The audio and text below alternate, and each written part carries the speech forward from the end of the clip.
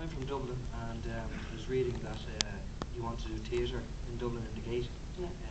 Is that ever going to happen? I hope so.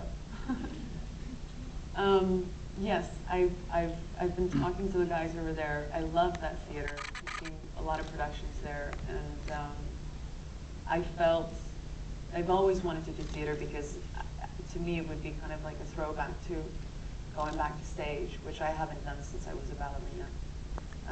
And I like the size of it. It's not too intimidating. And it really is just a matter of finding the right thing and the right time frame. That's really the most difficult thing because I would have to kind of leave everything behind for that period. But more importantly, it's finding the right thing, right material. But that's still in my head. I haven't let go of that. I'd love to do that. Could you pass the microphone straight behind you? Those with their hand up, and then we'll take one from the back up. Yeah, right off the back row. Hi there. Hi. Hi. In Monster, you're particularly real-life people. Is there any other rules in literature or historical rules that you'd like to play in the future? I think I'm going to take a break from this right now.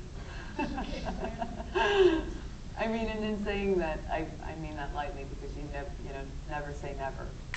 Something great might land on my lap and might change everything. But for a while there, I went from Eileen Warnos to Britt Ekland to the woman Lois Jensen in North Country, and then all these kind of bios kept landing on my desk.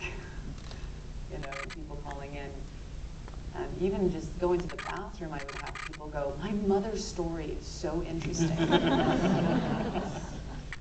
So, it's like every short filmmaker's telling me about how fascinating yeah, their grandfather. exactly. My grandfather. I've made this short film. Yeah, exactly. Yeah. Yeah. I had this woman literally grab me in the bathroom, and a half hour later, my friend actually came looking for me because she thought I was being raped.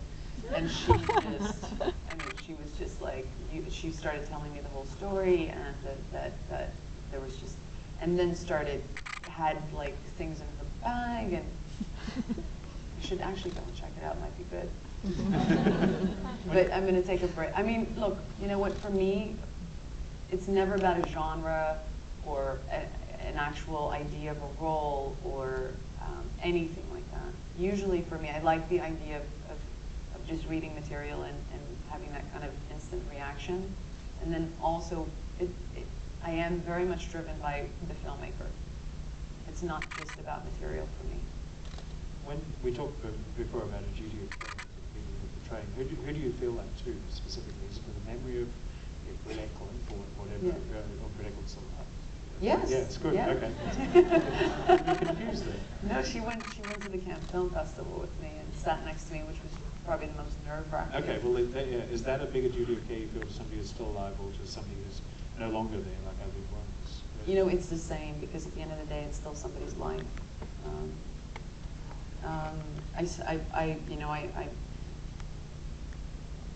I always have this thing in my head that one day up there and wherever we go, I'll run into Eileen and I'm sure she's going to give me a piece of her mind.